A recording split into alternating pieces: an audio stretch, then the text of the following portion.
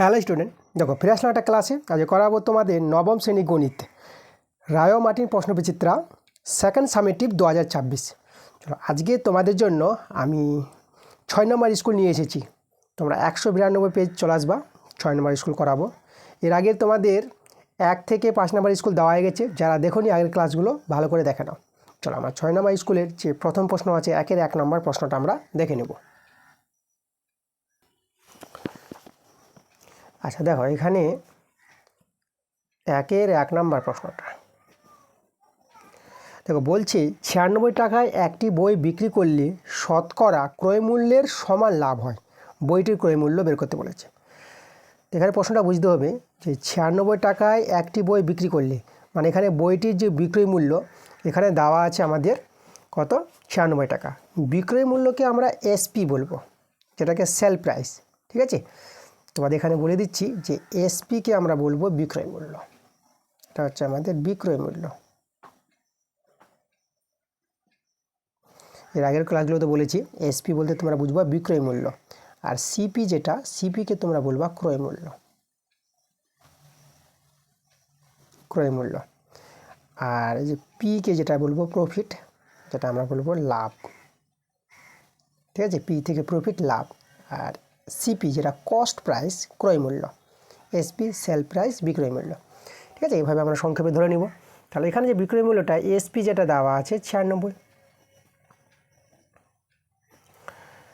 তাহলে এখানে যেটা বলেছে প্রশ্নে দেখো, যে এই যে দেখো 96 টাকায় একটি বই বিক্রি করলে শতকরা ক্রয় মূল্যের সমান লাভ হয়। মানে ক্রয় মূল্য যেটা, বইটির ক্রয় মূল্য যেটা হবে, শতকরা লাভটাও কিন্তু সেটা হবে।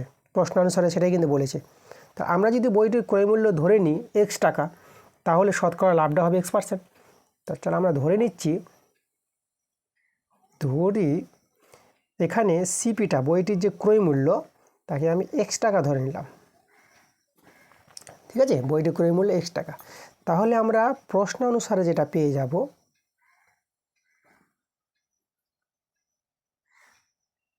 প্রশ্নানুসারে আমরা লাভ যেটা, ঠিক আছে, এই যে আমি লাভ লিখে দিচ্ছি। শতকরা লাভ, এখানে লাভ বলতে আমাদের কিন্তু শতকরা লাভ, আমি এখানে শতকরাই লাভ লিখব। শতকরা লাভ, শতকরা লাভ হয়ে যাবে, দেখো ক্রয় মূল্য যদি এক্স টাকা হয়, মানে ক্রয় মূল্যের সমান হবে শতকরা লাভটা, তাহলে এখানে শতকরা লাভটা হবে X%। ওকে, তো এটা আমরা প্রশ্নানুসারেই আমরা বলতে পারবো। এখন দেখো আমাদের ক্রয় মূল্য এক্স টাকা জানা আছে এবং শতকরা লাভ জানা হয়ে গেল X%। এবার এই শতকরা লাভ থেকে আর ক্রয় মূল্য থেকে আমরা কিন্তু লাভটা বের করতে পারবো। ঠিক আছে, লাভ যেটা, তাহলে লাভ যে হয়, অতএব যদি বলি লাভ কত হবে, দেখো লাভ হয় সবসময় ক্রয় মূল্যের উপর। ঠিক আছে, কোনো জিনিসটা কিনে বিক্রি করে তারপরে তো লাভটা করবে। তাহলে ক্রয় মূল্য বলতে এক্স টাকা, তাহলে এখানে যে লাভটা হয় এক্স টাকার X%, শতকরা লাভটা এক্স টাকার X% হয়। এইভাবে তোমরা লাভ বের করতে পারবা, ক্রয় মূল্য জানা থাকলে আর শতকরা লাভ জানা থাকলে লাভটা কত হবে, এই যে ক্রয় মূল্যের উপর যে লাভটা, ক্রয় মূল্যের X%, মানে এক্স টাকার X%। তাহলে এখানে যদি আমি সরল করি, এক্স গুণিত X% বলতে X/100, শতকরা যেটা, আর টাকা, তাহলে এখানে x গুণ করে S²/100 টাকা পেয়ে যাবা। এটা আমাদের লাভ। তা লাভও পেয়ে গেলাম। এবার দেখো এই যে লাভ আর এই যে আমাদের ক্রয় মূল্য এক্স টাকা, তাহলে দেখো ক্রয় মূল্য আর লাভ যদি জানা থাকে আমরা বিক্রয় মূল্য পেয়ে যাব। তাহলে বিক্রয় মূল্য যেটাকে আমরা বলবো এসপি।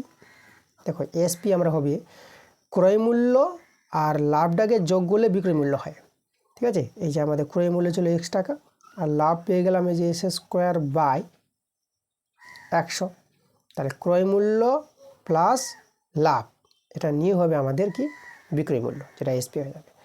মানে তোমাদের যদি আমি উদাহরণ দেখাই, কোনো একটি জিনিস ধরো 5 টাকায় কিনলা, 5 টাকায় কিনে তুমি 60 টাকা বিক্রি করলা, তাহলে তোমার লাভ ক টাকা হলো, লাভ হয়েছে 2 টাকা এখানে, তাই তো। এই যে বিক্রয় মূল্য থেকে ক্রয় মূল্য বিয়োগ করলে লাভ। তাহলে এই যে আমাদের দেখো, এটা হচ্ছে ক্রয় মূল্য, এটা হচ্ছে আমাদের সিপি, আর এটা হচ্ছে আমাদের পি, আর এটা হচ্ছে আমাদের এসপি। তাহলে দেখো তো এখানে এই যে সিপিটার লাভটা মানে ক্রয় মূল্যটার লাভটা যে যোগ করো 5 টাকা 2 টাকা যোগ করে কত হবে 60 টাকা না, বিক্রয় মূল্য পেয়ে যাবো না। তাহলে এই জন্য আমরা বলতে পারবো যে ক্রয় মূল্য আর লাভটা যোগ করলে আমরা পাবো বিক্রয় মূল্য পাবো। তাহলে এটা হয়ে গেল আমাদের বিক্রয় মূল্য। আবার প্রশ্নে দেখো বিক্রয় মূল্য 96 টাকা বলেছে, এসপিটা 96 টাকা। তাহলে দুটোই যখন আমরা এসপি পেলাম তাহলে আমরা এখানে অতএব দিয়ে লিখতে পারবো এই যে দেখো এই যে আমাদের বিক্রয় মূল্যটা X plus S square by 100, যাতে বিক্রয় মূল্যটা সমান সমান হবে এই যে আমাদের বিক্রয় মূল্য ছিল 96 টাকা। তাহলে এর সঙ্গে আমরা সমান করে দিলাম। তাহলে এখান থেকে আমরা সমাধান করে এক্সের মানটা আমরা বের করব। ঠিক আছে, তো চলো এখানে যদি আমি 100 দিয়ে গুণ করে দিই দেখো তো, তাহলে এখানে তোমরা 100 এক্স পেয়ে যাবা। তোমরা চাইলে ভগ্নাংশ যোগ বিয়োগ করতে পারো, আমি 100 দিয়ে গুণ করে দিচ্ছি 100 এক্স, আর এখানে 100টা কেটে যাবে মানে এটা এক্স স্কোয়ার হয়ে যাবে, আর এখানে 96 আর 100 গুণ করলে 9600 হয়ে যাবে, মানে 100 দিয়ে গুণ করে আমরা এইভাবে সমীকরণটা পেয়ে যাব। আমি এটাকে দ্বিঘাত সমীকরণ তৈরি করি, এস স্কোয়ার প্লাস 100 এক্সটা আমি এখানে লিখলাম, আর এটাকে বাঁ দিকে নিয়ে আসছি 9600। দেখো এই যে আমাদের দ্বিঘাত সমীকরণে দাঁড়িয়ে গেল। এটাকে আমরা ফ্যাক্টর করে আমরা এক্সের মানটা বের করব। কারণ এক্সের মানটা যদি বেরিয়ে যায় আমাদের যেটা বলেছিল বইটির ক্রয় মূল্য, যেটা আমরা এক্স টাকা ধরেছি, তাহলে বইটির ক্রয় মূল্যে বেরিয়ে যাবে, এক্সের মান পেয়ে গেলি। তো দেখো ফ্যাক্টরটা লক্ষ্য করো, এখানে মিডিল ফ্যাক্টর যেটা আমরা করবো মধ্য সহগ বিশ্লেষণ পদ্ধতি। তো এখানে যে আমরা ভাঙাবো লক্ষ্য করে এখানে আমি এখানে এই যে 100 আর এদিকে 9600 আছে, তাহলে এখানে এমন দুটি সংখ্যা নিতে হবে যে যোগ বিয়োগ করে যেন 100 হয়, আর গুণ করে ওই দুটি সংখ্যার গুণ করে যেন 9600 হয়। তাহলে এখানে যেটা তোমরা নিবা আমি এখানে তোমাদের দেখাচ্ছি, দেখো 160 থেকে 60 যদি বিয়োগ করা হয় মানে 160 থেকে 60 বিয়োগ করলে 100 পাবা, আর এদিকে 16 আর 6 গুণ করে দেখো 16 6 96, মানে 16 6 96, 96টাকে দেখো দুটো শূন্য করে বাদে রাখো তোমরা, তো 96কে ভাঙাও 16 6 96, আর 16 আর এদিকে দুটো করে শূন্য আছে বলে একটা শূন্য নিয়ে নাও, তার জন্য 160 নিবা, এদিকে 60 নেবা। তাহলে 160 থেকে 60 বিয়োগ করে তোমরা 100 পাবা, আর এই দুটো গুণ করে এটা পেয়ে যাবা। এটাই তো হচ্ছে মিডিল ফ্যাক্টর বা মধ্য সহগ বিশ্লেষণের নিয়ম যেটা। আর এক্সট্রা এখানে বসিয়ে দাও, দেখো আমরা পেয়ে গেলাম, আর এদিকে মাইনাস যেটা 9600 ছিল এটা বসিয়ে দাও। তাহলে এই ফ্যাক্টরটা একটু বুঝে নিবা, নাহলে এটাকে তোমাদের লসাগু করতে হবে, একটু বড় হয়ে যাবে। ঠিক আছে, তোমরা যদি ডিটেলসে করতে চাও তাহলে এই সংখ্যাটা লসাগু করে এই দুটো সংখ্যায় আমাদের ভেঙে নিতে হবে, তখন তোমরা পেয়ে যাবে। কিন্তু এখানে তোমাদের সহজে বলে দিচ্ছি যে এই যে দেখো এই যে 16 6 96, এই জিনিসটা মনে রাখবা, 16 আর 6, ঠিক আছে 96 আসবে, আর এখানে একটা শূন্য নিয়ে নেবা, যদি দুটো দুটো করে শূন্য আছে বলে। তাহলে এইভাবে 160 আর 60-এ কিন্তু আমাদের এটা ভেঙে যাবে ফ্যাক্টরটা স্কোয়ার। এখন এটা বন্ধনী তুলে দিলে 160 এক্স হয়ে যাবে, এদিকে মাইনাস 60 এক্স, আর এখানে 9600 আমরা বসিয়ে দেবো। এবার দুটো দুটো করে কমন নিবা, এখান থেকে যদি কমন নাও দেখো এক্স কমন যাবে, তাহলে এক্সটা কমন নিলাম, আর এখানে 160 রয়ে যাবে। আচ্ছা এখানে আমরা মাইনাস 60 কমন নিতে পারবো, তাহলে এখানে এক্স রয়ে যাবে, মাইনাস মাইনাস এটা দেখো প্লাস হয়ে যাবে, এই চিহ্ন গুণ করে এটা। এবার দেখো আমরা 60 যে কমন নিয়েছি 60 দিয়ে ভাগ করতে হবে, তুমি 6 দিয়ে 96কে ভাগ করো, 6 দিয়ে 96কে ভাগ করলে পরে তোমরা পাবা 16 পাবা, মানে 16 6 96, তাহলে এখানে 16 হয়ে যাবে, আর একটা শূন্য কেটে যাবে, একটা শূন্য থাকবে, একটা শূন্য বসিয়ে দেবা। তাহলে এই যে 60 দিয়ে 9600কে ভাগ করলে তোমরা 160 পাবা। ওকে, যে ভাগটা কিন্তু মুখে মুখে বুঝতে পারবা। আমাদের যে মিডিল ফ্যাক্টর এই দুটো দেখো আমাদের সমান পার্ট চলে আসবে, এটা সমান হবে সব সময়। তাহলে এখানে এটা সমান হয়ে গেছে বলে এদেরকে কমন নিয়ে নেব, এক্স প্লাস 160, আর পরে রয়ে গেলো দেখো এটাতে আমাদের চলে আসলো, এখানে এক্স থাকলো, আর এখানে এটাতে চলে আসলো, তাহলে মাইনাস 60 থাকলো সমান সমান 0। দেখো আমরা ফ্যাক্টরটা করে নিয়েছি, এখন আমরা হয় অথবা দিয়ে এক্সের মানটা বের করব। আমরা লিখব হয় এক্স প্লাস 160 ইকুয়াল টু 0, আর এখানে আমি দেখাচ্ছি অথবা এক্স মাইনাস 60 ইকুয়াল টু 0। তাহলে এখান থেকে এক্সের মানটা দাঁড়াবে -160, আর এখান থেকে এক্সের মানটা পাবো 60 পাবো। তাহলে দেখো এক্সটা আমরা কী ধরেছিলাম, এক্সটা ধরেছিলাম ক্রয় মূল্য। তাহলে ক্রয় মূল্য যখন এক্সটা আছে তাহলে এক্সটা তো ঋণাত্মক হবে না, ক্রয় মূল্য তো ঋণাত্মক এখানে হবে না এই ক্ষেত্রে, যে ঋণাত্মক টাকা আসবে ক্রয় মূল্য, সেরকম তো হয় না কখনো, তাই না? তাহলে এখানে আমরা লিখব যেহেতু এক্সের মান হলো ক্রয় মূল্য, এক্সের মান হলো ক্রয় মূল্য, তাই তো? এক্সের মানটা কী পাবো, এটা ক্রয় মূল্য পাবো। তাহলে এখানে আমাদের এই মানটা বাদ যাবে আমাদের, তাহলে অতএব এক্সের মানটা হবে কত, এক্সের মানটা 60 হয়ে যাবে। তাহলে ক্রয় মূল্য আমরা পেয়ে গেলাম। অতএব যে বইটির যে ক্রয় মূল্য বের করতে বলেছিল, সেই বইটির ক্রয় মূল্য আমরা পেয়ে গেলাম 60 টাকা। চলো আমরা অপশানটা দেখে নেব। এখানে দেখো বইটির ক্রয় মূল্য 60 টাকা, দেখো সি নাম্বার অপশানটা মিলছে। তোমরা এইভাবে পরীক্ষার খাতায় করে তোমরা যে সি নাম্বারটা যে মিললো, তাহলে এই যে আমাদের সি নাম্বার অপশানটা এভাবে এখানে বসিয়ে দেবো, ঠিক আছে? পরের প্রশ্ন 1-এর 2 নাম্বারটা। আচ্ছা, এই প্রশ্নটা আমরা আগের ক্লাসে করে দিয়েছি। এই প্রশ্নটা খুবই ভালো একটা প্রশ্ন, আগের ক্লাসে একবার না আমি 2 বার করে দিয়েছি, ঠিক আছে? তাই জন্য বলবো আগের ক্লাসগুলো দেখো। তাহলে আমি বলে দিচ্ছি, আগের ক্লাসে আমি একটা জায়গা বলে দিচ্ছি তোমাদের, যে 3 নম্বর স্কুলে দেখবা সেখানে 1-এর যে 3-এর যে অঙ্কটা আছে, ঠিক আছে? আমি বলবো এই অঙ্কটা আমি বারে বারে করেছি, তোমরা আগের ক্লাসগুলোতে এই অঙ্কটা কিন্তু দেখে নেবা, ঠিক আছে? ভালো প্রশ্ন আছে এটা। আচ্ছা, তো চলো আমরা চলে আসবো 1-এর 3 নম্বর প্রশ্নে চলে আসবো। তো দেখো 1-এর 3-এর প্রশ্নটা কী বলছে। তাহলে এখানে আমাদের দুটি বিন্দু দেখতে পাচ্ছি, এই যে দুটি বিন্দু আছে, এই দুটি বিন্দুর মধ্যে দূরত্ব বলে দিয়েছে। তাহলে প্রদত্ত কোনটি সত্য হবে, মানে এই যে আমাদের এ বি দিয়ে যে সম্পর্কটা জানতে চেয়েছি কোনটা হবে।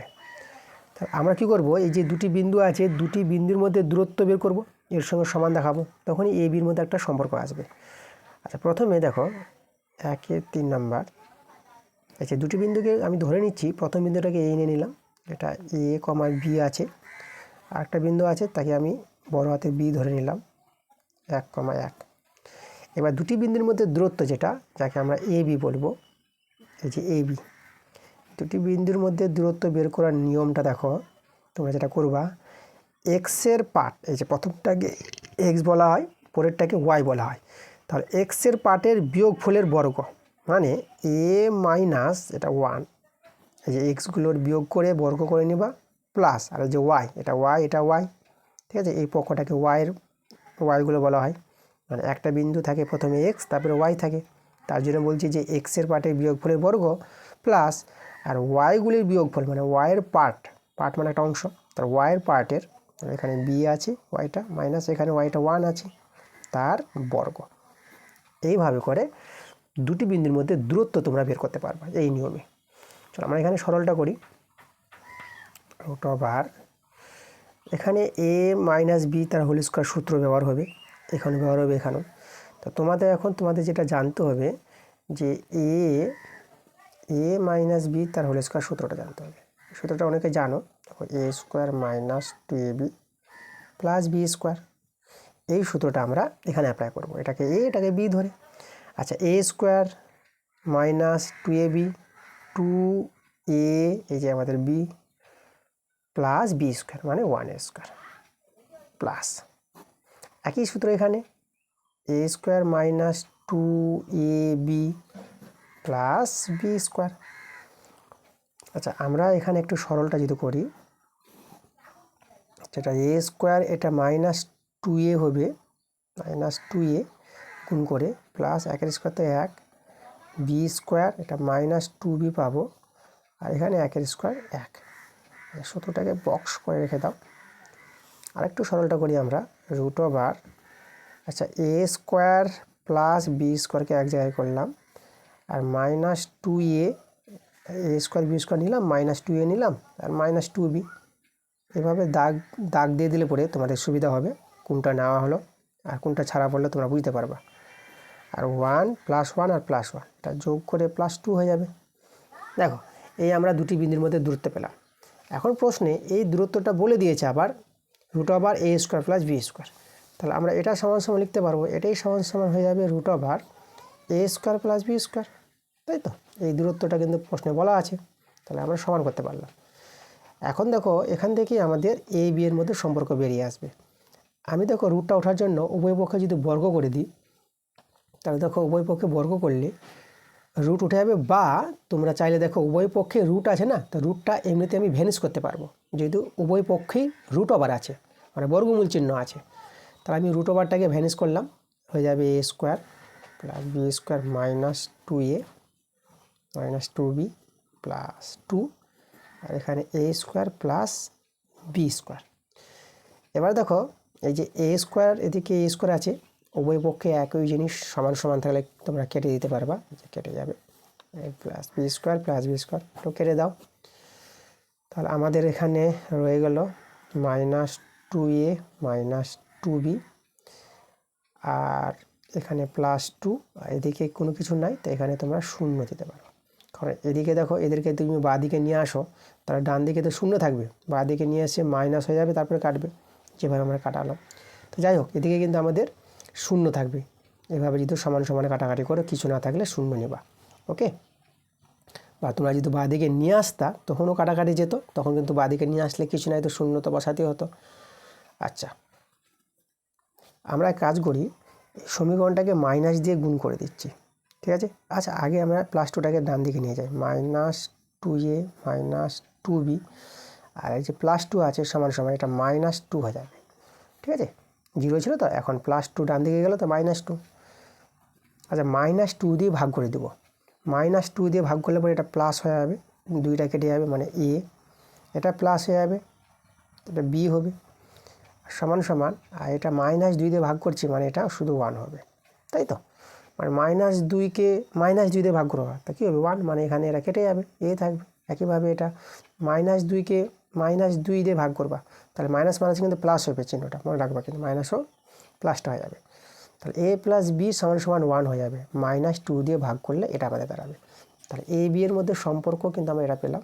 চলো অপশানটা যদি আমরা লক্ষ্য করি, আমাদের যেটা আসলো এ প্লাস বি সমান সমান 1 আসলো, যেটা সি নাম্বার অপশানটা মিলছে, তাহলে আমরা অ্যান্সার পেয়ে গেছি সি নাম্বার অপশান। আচ্ছা, পরে আমরা 4 নম্বর প্রশ্নে আসবো, 1-এর 4টা।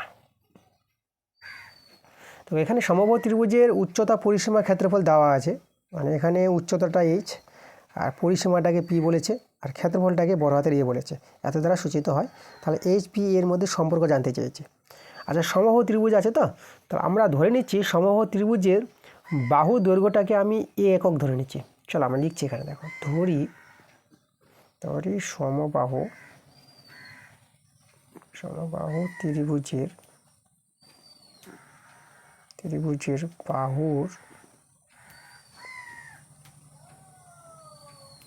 বাহুর দৈর্ঘ্যটাকে আমি নিয়ে নিলাম এ একক। আচ্ছা, সমবাহু ত্রিভুজের বাহুর দৈর্ঘ্য এ একক হলে তখন সমবাহু ত্রিভুজের উচ্চতা আমরা বের করতে পারবো। সমবাহু ত্রিভুজের উচ্চতা ক্ষেত্রফল এদের সূত্র আছে। তো আমি সমবাহু ত্রিভুজের আগে কোনটা উচ্চতা লিখছি, চলো তাহলে অতএব সমবাহু ত্রিভুজের উচ্চতার যে সূত্র, সমবাহু ত্রিভুজ বলতে আমি দেখো এখানে একটি সমবাহু ত্রিভুজ তোমাদের যে দেখাই। সমবাহু ত্রিভুজ বলতে যে ত্রিভুজের 3টি বাহু দৈর্ঘ্য সমান হয়, আর উচ্চতা বলতে শীর্ষবিন্দু থেকে একটি শীর্ষবিন্দু থেকে বিপরীত বাহুর উপর তোমরা লম্ব তৈরি করবা, এই যে লম্ব। তাহলে এই যে এটা যদি এ বিন্দু হয়, এটা ডি বিন্দু নিয়ে নেব, এই এডিটা হবে আমাদের উচ্চতা হবে, মানে একটি শীর্ষবিন্দু থেকে তার বিপরীত বাহুর উপর লম্ব যদি তৈরি করা হয় তখনই তোমরা উচ্চতা পেয়ে যাবা। এই এডি যে উচ্চতা তার পরিমাপটা তোমরা পেয়ে যাবা। সমবাহু ত্রিভুজের বাহু দৈর্ঘ্য জানা থাকলে সেই সমবাহু ত্রিভুজের উচ্চতার যে সূত্রটা মনে রাখো, √3/2 ইন্টু বাহুর দৈর্ঘ্য মানে এ একক, ঠিক আছে? আচ্ছা, এবার সমবাহু ত্রিভুজের ক্ষেত্রফল বলতে এই যে জায়গাটা কতটা আছে ক্ষেত্রফলটা, তাহলে অতএব সমবাহু ত্রিভুজের আমরা বের করব ক্ষেত্রফল। সমবাহু ত্রিভুজের ক্ষেত্রফলের সূত্রটা মনে রাখো, √3/4 ইন্টু বাহুর স্কোয়ার, এখানে এককটা বর্গ একক বসাবা। ক্ষেত্রফল কথা আসলে পরে মানে ক্ষেত্রফল যেখানে দেখতে পাবা যে বর্গ কথাটা আসবে, ঠিক আছে, বর্গ একক। তাহলে আমরা উচ্চতা পেয়ে গেলাম, ক্ষেত্রফল পেয়ে গেলাম সমবাহু ত্রিভুজের। আর এখানে উচ্চতার মানটা দেখো বলেছে এইচ বলেছে, তাহলে আমরা অতএব দিয়ে এই যে এইচ সমান সমান এই যে উচ্চতা, মানে আমরা এখানে লিখতে পারবো √3/2 ইন্টু এ। আর এ যেটা দেখো মানে ক্ষেত্রফল যেটা, মানে সমবাহু ত্রিভুজের ক্ষেত্রফল বলেছে এ বলেছে, ঠিক আছে, এ। তাহলে এখানে এ এর মানটা আমরা বলতে পারবো এই যে √3/4 ইন্টু এ স্কোয়ার, বড় হাতের এ যেটা, সেটা হচ্ছে ক্ষেত্রফল, এটা উচ্চতা। আর এখানে যেটা পরিসীমা, ঠিক আছে, পরিসীমাটাকে দেখো পি বলেছে। এখন সমবাহু ত্রিভুজের পরিসীমাটা, যাই হোক আমি পরিসীমাটা আমি লিখে নিই, তোমাদের এখানে যদি আমি দেখিয়ে দিই একটু ছোট্ট করে, যে সমবাহু ত্রিভুজের পরিসীমা একটু ছোট করে দেখায়, এটা আমি ছেড়ে দিয়েছিলাম। সমবাহু ত্রিভুজের পরিসীমাটাকে দেখো যে বলা হয় 3টে বাহুর যোগফল, মানে একটা বাহু এ, এটা বাহু এ, এটাও এ, তা 3টে বাহুর যোগফল 3a পাবা। 3a দেখো, আর সূত্রটা মনে রাখবা, 3 ইন্টু বাহুর দৈর্ঘ্য, তাহলে সমবাহু ত্রিভুজের পরিসীমা 3a। তাহলে এখানে পরিসীমা যেটা আমাদের দেখো পি বলেছে, তাহলে আমরা পি সমান সমান বলতে পারবো 3a। ওকে, আচ্ছা, তাহলে দেখো আমরা এই 3টি মান থেকে আমরা এই যে সম্পর্ক বলেছে এইচপি, দেখা যাচ্ছে না, দেখো হ্যাঁ এইচপিএ, এদের সম্পর্কটা বের করব এই যে মানগুলো নিয়ে। তো দেখো আমরা প্রথমে কী করছি, কি আমি এখানে একটু সরলটা দেখাই, এই জায়গাটাতে এখানে সরলটা দেখাই আমি তোমাদের, যেটা √3/2 করলাম আর এ দিলাম, ঠিক আছে, মানে এখানে একটা 2 কমালাম, একটা এখানে নিলাম, তাহলে এখানে একটা এ আছে, আর এখানে যে একটা 2 আছে এই 2টাকে এখানে নিয়ে নিলাম, মানে এটাকে জাস্ট এভাবে সাজালাম। এইভাবে সাজালাম, দেখো এটা আমাদের যে উচ্চতা, এই যে মানটা যে এইচ, তাহলে আমি এখানে এর জায়গায় আমি কিন্তু এইচ লিখতে পারবো। আর এই জায়গায় দেখো এই যে এখানে এটাতে আমাদের এইচ হয়ে গেল এই জায়গাটা, আর এখানে আমাদের রয়ে গেল a/2, এটা বসাই এখন আমি, সমান সমান এইচ ইন্টু, আচ্ছা এখানে ডবল ইন্টু হয়ে গেছে, ঠিক আছে, এইচ, এই যে এর মানটা তো এইচ, এটা হচ্ছে উচ্চতা, এইচ বসিয়ে দিয়েছি, আর a/2টা রেখে দিলাম।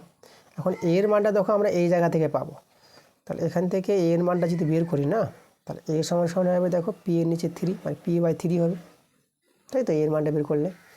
তাহলে এর মানটা p/3, তাহলে এখানে এর জায়গায় মানটা বসিয়ে দেবো, তাহলে এখানে যে এ ছিল এর জায়গায় বসাবো p/3 বসিয়ে দেবো, আর নিচেতে 2 ছিল, তাহলে এ সমান সমান এখানে যদি সরলটা দেখো, দেখো p/3 তার নিচে 2 আছে, তাহলে p/3 বসিয়ে দেবা, উপরে ভগ্নাংশটা বসিয়ে দেবা, আর গুণ দিয়ে এই যে দুইটা উল্টে যাবে, মানে 2টা 1/2 হয়ে যাবে, 2 এর নিচে তো 1 আছে, তো এটা উল্টে গেলে পরে 1/2 হয়ে যাবে। এভাবে সরলটা করে নিতে পারবা। তাহলে এ সমান সমান, দেখো এটাকে আমরা যদি সরল করে নিই এইচপি, তাহলে উপরে আমাদের দাঁড়াবে এইচপি, আর নিচে 3 দিয়ে 6 দাঁড়াবে, সেখানে বর্গমূল করে নাও, তাহলে এটা হলো 6a সমান সমান এইচপি, ঠিক আছে।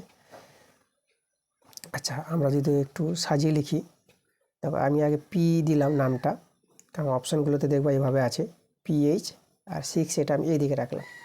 এবার অপশানটা দেখো, একটা অপশান আমাদের মিলবে, এই যে পিএইচ, এই যে পিএইচ ডি নাম্বার, দেখো পিএইচ সমান সমান 6a, আমাদের ডি নাম্বার অপশানটা কিন্তু আমাদের আসছে অ্যান্সারটা। তো ডি নাম্বার যখন অপশানটা মিললো, তোমরা এখানে ডি নাম্বার দিয়ে দিবা। পরে আমরা 2-এর দাগের যে প্রশ্নগুলো আছে, আমরা 2-এর দাগের প্রশ্নগুলোতে চলে আসবো। তো 2-এর 1 নম্বর প্রশ্নটা কী বলে লক্ষ্য করো, বলছে ধার্য মূল্যের উপর 10% কমিশন দিয়ে 20% লাভ হলে বিক্রয় মূল্য ও ক্রয় মূল্যের অনুপাত কত হবে। বিক্রয় মূল্য ক্রয় মূল্যের অনুপাত বের করতে বলেছে, 20% লাভ বলে দিয়েছে। তা দেখো তো 20% যখন লাভ বলেছে, এই 20% লাভ থেকে আমরা যদি ক্রয় মূল্যটাকে ধরো 100 টাকা ধরে নিই, যে 100 টাকা ক্রয় মূল্য হলে বিক্রয় মূল্য কত সেটা পেয়ে যাব। আমাদের এখানে দেখো লাভ যেটা বলেছে, যে লাভ 20% বলেছে না, তাহলে আমরা যদি বলি যে 100 টাকা ক্রয় মূল্য হলে লাভ কী করে হয়, লাভ তো ক্রয় মূল্যের উপরই হয়, তাহলে 100 টাকা ক্রয় মূল্য হলে বিক্রয় মূল্য কত হবে। তো আমরা এখানে লিখছি কথাটা দেখো, যে 100 টাকা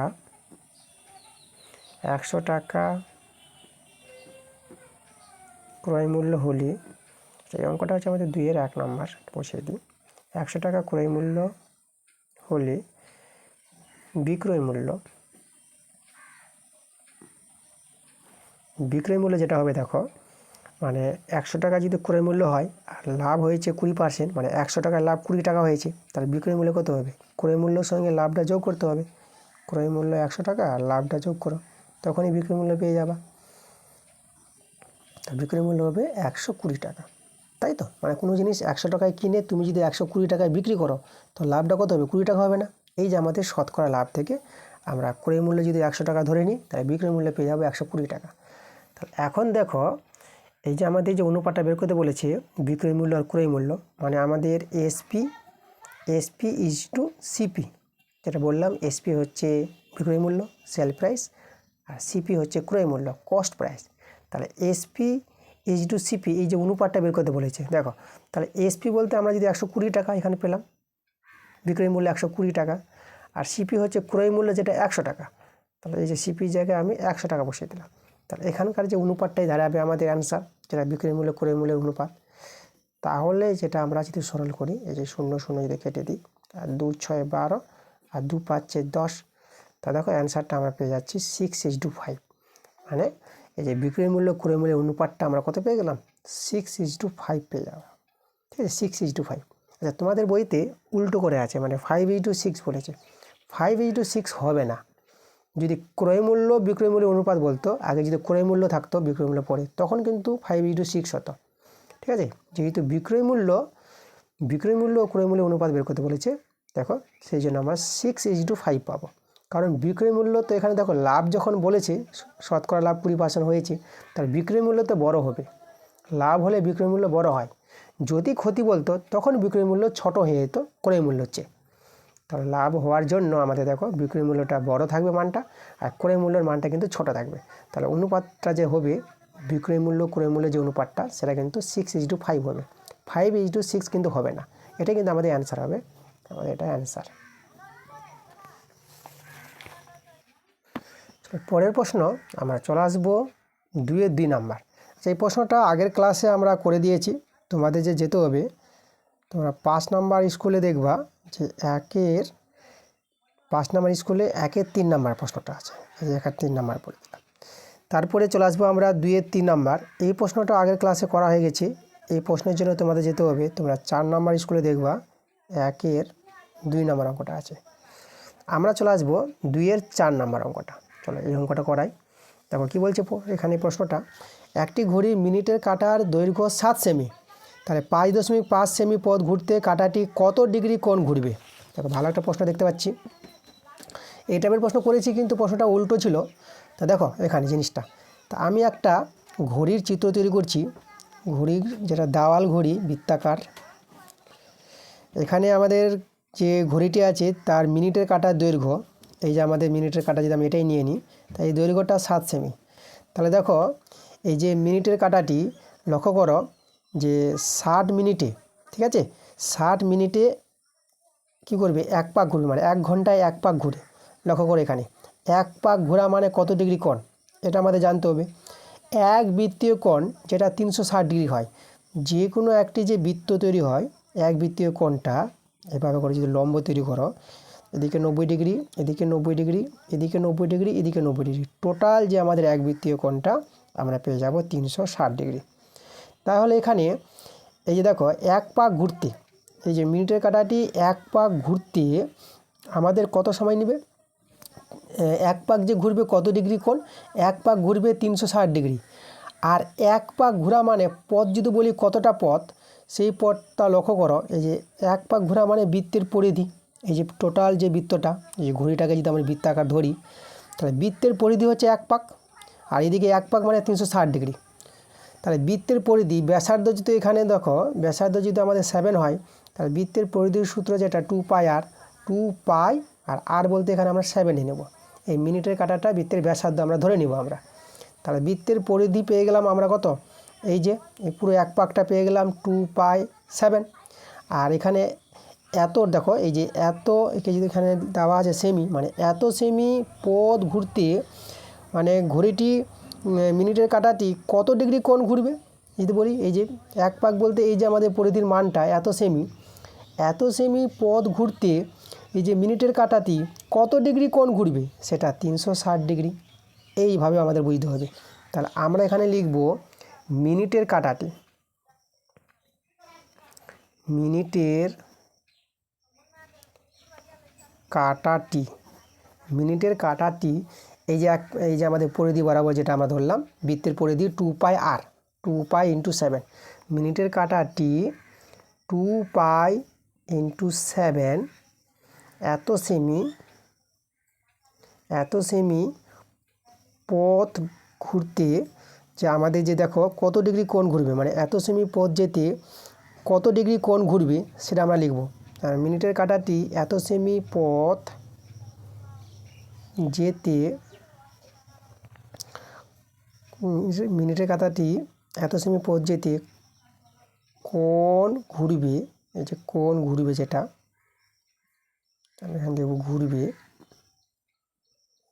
360 ডিগ্রি। মানে এই যে এত সেমি পথ যেতে 2π × 7 সেমি পথ যেতে যে মিনিটের কাটাটি যে কত ডিগ্রি কোণ ঘুরবে 360 ডিগ্রি, টোটাল এক বৃত্তীয় কোণ 360 ডিগ্রি। ঠিক আছে, এই জিনিসটা কিন্তু তোমাদের জানতে হবে ভালো করে, এই লাইনটা। আচ্ছা, তাহলে যদি বলি 1 সেমি পথ যেতে মিনিটের কাটাটি কত ডিগ্রি কোণ ঘুরবে, তাহলে এখানে লিখব কোণ ঘুরবে মিনিটের কাটাটি, তবে একে কম হবে 360 ডিগ্রি বাই 2π × 7। আর এখানে দেখো আমাদের যেটা বলেছে যে 5.5 সেমি পথ ঘুরতে, মানে আমাদের 5.5 সেমি পথ ঘুরবে, তখন মিনিটের কাটাটি কত ডিগ্রি কোণ ঘুরবে। তা ঐকিক নিয়মে দেখো 5.5 সেমি পথ যেতে মিনিটের কাটাটি যে ঘুরবে কত ডিগ্রি কোণ ঘুরবে সেটা হবে 360 ডিগ্রি। এখন দেখো একে যদি কম হয় তাহলে এততে বেশি হবে, তাহলে বেশি বলতে তোমরা এটা উপরে বসিয়ে দিবা। আর এদিকে 2 × পায়ের মানটা যদি আমি বসিয়ে দিই, পায়ের মান হচ্ছে 22/7 আর 7 কেটে দিলাম। আচ্ছা, এবার আমি এখানে কাটাকাটি দেখাবো। দেখো আমি এখানে একটু ভালো করে লিখি। আমাদের আছে 360 ডিগ্রি ইন্টু, আর এখানে আছে 5.5, আর এদিকে আছে আমাদের 2 × 22। আচ্ছা, আমরা যদি দশমিক তুলে দিই না, এই দশমিকটা তুলে দিই, তাহলে এখানে তোমরা দশমিক জন্য 1 আর একটা 0 নিতে পারবা। চলো, 11 পাচ্ছে 55, 11 × 2 = 22। আচ্ছা, এখানে দেখো আমি যে 2 দিয়ে কাটাকাটি করি, 2 × 2, 1 চলে আসলো 16, 2 × 8 = 16, এই যে আমাদের 180 ডিগ্রি। আবার 2 দিয়ে কাটাকাটি করো, 2 × 9 = 18, 0 ডিগ্রি 90 ডিগ্রি। আর এখানে এই যে 0 আর 0 আমি কেটে দিলাম, তাহলে আমাদের যেটা থাকলো দেখো 9, এই যেদিকে 9 ডিগ্রি গুণিত এখানে 5 আছে আমাদের, তাহলে এটা যদি গুণ করে নিই 9 × 5 = 45 ডিগ্রি। দেখো আমাদের কিন্তু অ্যান্সারটা চলে এসেছে। তাহলে আমাদের যে বলেছিল এখানে প্রশ্নে দেখো যে মিনিটের কাটাটি 5.5 সেমি পথ ঘুরতে যে মিনিটের কাটাটি কত ডিগ্রি কোণ ঘুরবে, তোমরা যে অ্যান্সারটা লিখবা সেটা হবে আমাদের 45 ডিগ্রি কোণ ঘুরবে। তোমরা অতএব লিখে দিবা যে 5.5 সেমি পথ ঘুরতে মিনিটের কাটাটি 45 ডিগ্রি কোণ ঘুরবে, এটা আমাদের অ্যান্সার দাঁড়াবে। ওকে, পরে আমরা চলে আসবো 2-এর 5 নাম্বারটা। দেখো 2-এর 5-এর প্রশ্নটা বলছে আমাদের একটি ছক দেওয়া আছে, বলছে উপরে পরিসংখ্যা বিভাজন তালিকায় চতুর্থ শ্রেণীর পরিসংখ্যার শতকরা হার কত।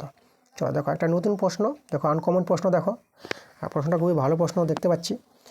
চতুর্থ শ্রেণীর পরিসংখ্যার শতকরা হার বের করতে বলেছে। চতুর্থ শ্রেণী বলতে প্রথম শ্রেণী, দ্বিতীয় শ্রেণী, তৃতীয় শ্রেণী, চতুর্থ শ্রেণী। তাহলে এই যে চতুর্থ শ্রেণীর পরিসংখ্যা, এই যে পরিসংখ্যাগুলো দেখতে পাচ্ছ 3, 4, 5, 8 এগুলো পরিসংখ্যা। তাহলে চতুর্থ শ্রেণীর পরিসংখ্যা 8। তাহলে আমাদের এখানে দেখো চতুর্থ শ্রেণীর পরিসংখ্যার শতকরা হারটা যেটা বের করতে বলেছি 2-এর 5-এরটা, তা তোমরা লিখবা যে চতুর্থ শ্রেণীর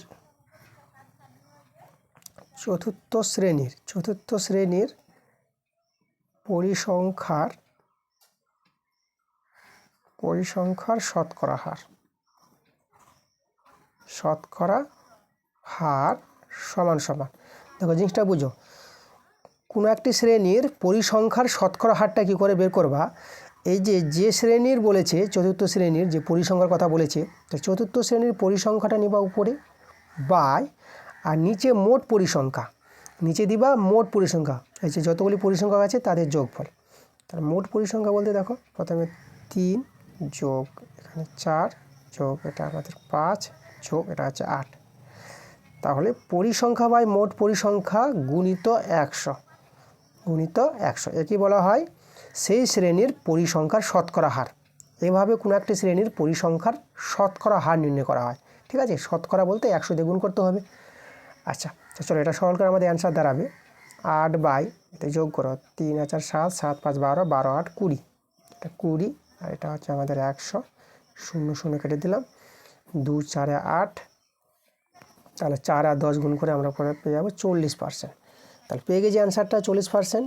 এই যে আমাদের দেখো বলেছিল যে চতুর্থ শ্রেণীর পরিসংখ্যার শতকরা হার কত, তো চতুর্থ শ্রেণীর পরিসংখ্যার শতকরা হারটা আমরা কিন্তু পেয়ে গেলাম 40% আমাদের অ্যান্সার। চলো এরপরে আমরা চলে আসবো বড় প্রশ্নগুলোতে। আচ্ছা, বড় প্রশ্নগুলো দেখো যেগুলো বইয়ের বাইরের প্রশ্ন আছে।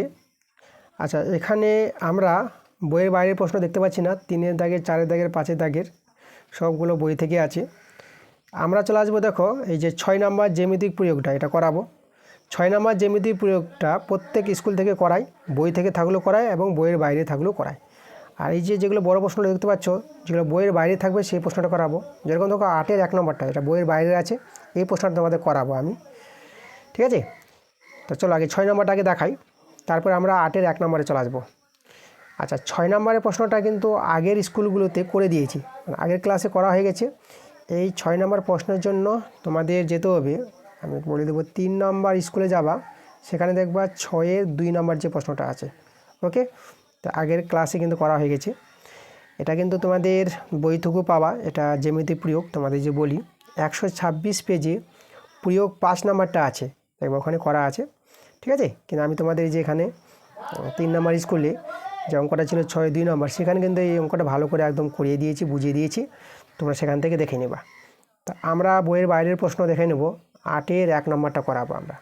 ঠিক আছে, 8-এর চলে আসবো আমরা 8-এর 1 নম্বরে। আর বাকি যে প্রশ্নগুলো আমি ছেড়ে দিলাম বই থেকে আছে বলে, বইয়ের প্রশ্ন যেগুলো সব বই থেকে পেয়ে যাবা। বইয়ের প্রশ্নগুলো করাচ্ছি না, এই জন্য আমি করাচ্ছি না যে বইয়ের প্রশ্নগুলোর ক্লাস দেওয়া হয়ে গেছে। তোমরা যদি বইয়ের প্রশ্নগুলোর ক্লাস দেখতে চাও তাহলে আমার চ্যানেলে ভিজিট করে তোমরা প্লে লিস্টে চলে যাবা। প্লে লিস্টে গিয়ে দেখবা ক্লাস 9 ম্যাথ বলে প্লে লিস্ট তৈরি করা আছে, সেখান থেকে তোমরা কিন্তু এই যে বইয়ের অঙ্কগুলো তোমরা পেয়ে যাবা। ঠিক আছে, প্রত্যেকটা অঙ্ক একদম ধরে ধরে করিয়ে দিয়েছি, চ্যাপ্টার ওয়াইজ কষে দেখি, সেখান থেকে বইয়ের অঙ্কগুলো তোমরা দেখে নেবা। ঠিক আছে, তো আমরা চলে আসবো যে বইয়ের বাইরের প্রশ্ন, যেটা 8-এর 1 নম্বর যে প্রশ্নটা আছে, দেখে নেব এই প্রশ্নটা কী বলছে। দেখো এখানে আমাদের বলছে একটি সমকোণী ত্রিভুজের অর্ধ পরিসীমা S একক এবং অতিভুজের দৈর্ঘ্য C একক হলে প্রমাণ করো যে ত্রিভুজের ক্ষেত্রফল S × S - C বর্গ একক। আর সমকোণী ত্রিভুজের ক্ষেত্রফলটা এটা দেখাতে বলেছে 8-এর 1 নম্বর।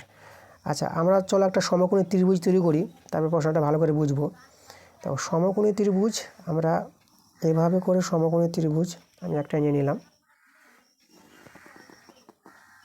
এই যে আমাদের সমকোণী ত্রিভুজ। ঠিক আছে, সমকোণী ত্রিভুজের নামটা ধরো আমি এখানে ABC দিয়ে দিলাম। যেটা অতিভুজ AC, যার দৈর্ঘ্যটা কিন্তু বলেছে অতিভুজ AC দৈর্ঘ্য, এখানে C একক আছে, ছোটো হাতের C। আচ্ছা, তাহলে এখানে যেটা আমাদের দেখো আমাদের ত্রিভুজের ক্ষেত্রফলটি যেটা আমরা দেখাতে বলেছি, এটা প্রমাণ নিয়ে আসতে হবে। অর্ধ পরিসীমা বলে দিয়েছে আবার S একক। অর্ধ পরিসীমা কি, মানে আগে পরিসীমা জানতে হবে, ত্রিভুজের বাহুগুলির যোগফলটাই পরিসীমা, আর সেই পরিসীমাকে 2 দিয়ে ভাগ করলে অর্ধ পরিসীমা পাবো। এখন আমরা ধরে নিব যে এখানে এই যে আমি এখানে ধরে নিচ্ছি, ধরি সমকোণী ত্রিভুজ ABC এর এই যে ভূমি BCটাকে আমি ধরো এখানে ভূমি এটাকে A ধরে নিচ্ছি আর লম্বটাকে ধরো B ধরে নিচ্ছি। BCটা যেটাকে আমি ভূমি বললাম, এই যে ভূমিটাকে আমি A একক নিলাম, আর লম্ব যেটা ABটা আমাদের ধরো লম্ব, এটাকে আমি B একক নিয়ে নিলাম, এটা আমি ধরে নিলাম। আচ্ছা, তাহলে দেখো এই যে ABC ত্রিভুজের যে পরিসীমা, আমি যদি লিখি ত্রিভুজ ABC এর পরিসীমা, অর্ধ পরিসীমা আমাদের জানতে হলে আগে পরিসীমা জানতে হবে। ত্রিভুজ ABC এর পরিসীমা 3টে বাহুর যোগফল, দেখো এখানে আমরা দেখো এই যে বিসিটা আমরা এ ধরলাম, এ বিটাকে বি ধরলাম, আর এসিটা তো এখানে সি বলেই দিয়েছে প্রশ্নে। তার তিনটি বাহুর যোগফলটাই হবে আমাদের কি, এটা পরিসীমা, এত একক। এবার ত্রিভুজ এবিসি এর অর্ধ পরিসীমা, অর্ধ পরিসীমা, অর্ধ পরিসীমাকে এস বলেছে। অর্ধ পরিসীমা কি জানি আমরা, A plus B plus C. এই যে পরিসীমাকে 2 দিয়ে ভাগ করে দাও, অর্ধ পরিসীমা।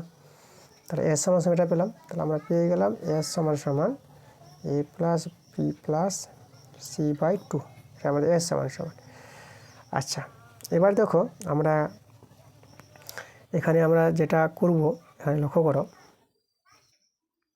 আমরা বর্গগুণটা করে নিই। চলো তো বর্গগুণ করলে দেখো 2s, এস এই যে দুইটা এসের সঙ্গে গুণ হবে, এ প্লাস বি প্লাস সি। আচ্ছা, আমরা এখানে এ প্লাস বি প্লাস সি এটাকে আমি আগে লিখছি, এ প্লাস, দেখা যাচ্ছে না, এ প্লাস বি প্লাস সি আগে লিখলাম, আর 2sটাকে এদিকে পাঠালাম। এখান থেকে এ প্লাস বি এর মানটা বের করে নিই, এ প্লাস বি, তাহলে এদিকে 2s আর সিটা এদিকে নিয়ে চলে আসলাম। এবার মানটা বের করে একে 1 নং নাম রেখে দিলাম। ঠিক আছে, এবার আমরা সমকোণী ত্রিভুজের যে ধর্ম আমি এখানে লিখছি, এখানে লিখব যেহেতু ত্রিভুজ এবিসি সমকোণী, দেখো সমকোণী ত্রিভুজের ধর্ম আমরা কি জানি, যে অতিভুজ স্কোয়ার সমান সমান ভূমি স্কোয়ার প্রায় লম্ব স্কোয়ার হয়। তাহলে আমরা এখানে লিখতে পারবো অতিভুজ বলতে এবি, সরি অতিভুজটা কিন্তু এখানে এসি আছে, তাহলে এখানে আমরা অতিভুজটা লিখব এসি, এসি স্কোয়ার, আর ভূমিটা বিসি, বিসি স্কোয়ার প্লাস লম্ব, লম্বটা হচ্ছে এবি। আচ্ছা, এখানে যদি মানগুলো বসিয়ে দিই আমরা, অতিভুজ এসি হচ্ছে আমাদের এটা সি, সি স্কোয়ার, বিসি ভূমিটা আমরা এ ধরেছি, এ স্কোয়ার, এটা বি ধরেছি, বি স্কোয়ার। তাহলে একে আমি একটু সাজিয়ে লিখি, এ স্কোয়ার প্লাস বি স্কোয়ার সমান সমান হচ্ছে আমাদের সি স্কোয়ার। আচ্ছা, একে আমি 2 নং নাম রেখে দিলাম। ঠিক আছে, এইভাবে আমি করে রাখলাম, এই মানগুলো কিন্তু আমাদের কাজে লাগবে। এবার আমরা কি করব, এই যে 1 নং সমীকরণটা রেখেছি না, এই 1 নং সমীকরণকে উভয় পক্ষে বর্গ করে নেব। তাহলে আমরা লিখব 1 নংকে উভয় পক্ষে বর্গ করে পাই। এই যে সমীকরণটাকে উভয় পক্ষে বর্গ করব, তাহলে আমরা পেয়ে যাব অতএব এ প্লাস বি তার হোল স্কোয়ার সমান সমান হয়ে যাবে, দেখো এদিকে 2s মাইনাস সি তার হোল স্কোয়ার। এই সমীকরণটাকে আমরা উভয় পক্ষে বর্গ করে দিলাম। এবার আমরা A plus B whole square সূত্র যেটা জানি, A square plus B square plus 2ab, এই সূত্রটা মনে রাখবা, A plus B whole square সূত্র, A square plus B square plus 2ab।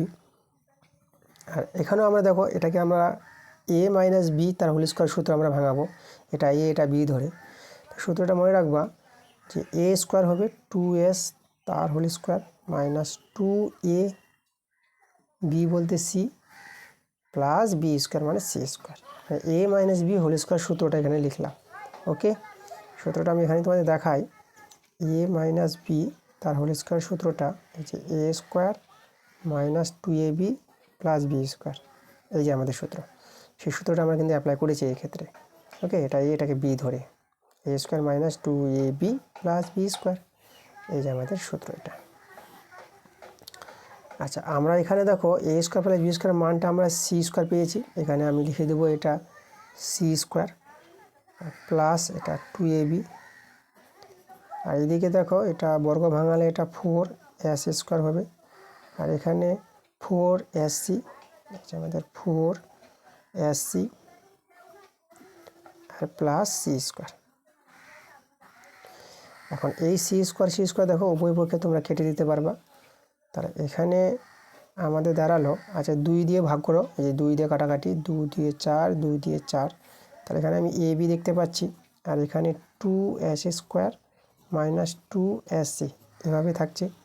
এখান থেকে 2s কমন নিতে পারবা, তাহলে এখানে এ বি সমান সমান আমি যদি 2s কমন নিয়ে নিই, তাহলে এখানে s মাইনাস সি এভাবে আমরা পেয়ে গেলাম। তাহলে এ বির মানটা বের করে রেখে দিলাম, এই মানটা আমরা কাজে লাগাবো।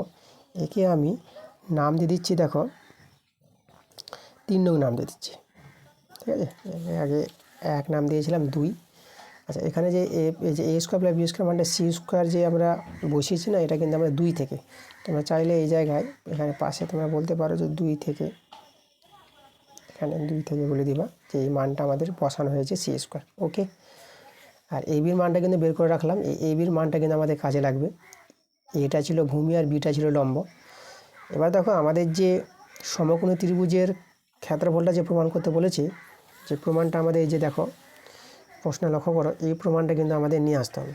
এখন কিন্তু আমরা নিয়ে চলে আসতে পারবো খুব সহজে। চলো আমরা লিখব যে সমকোণী ত্রিভুজ এবিসি এর ক্ষেত্রফল।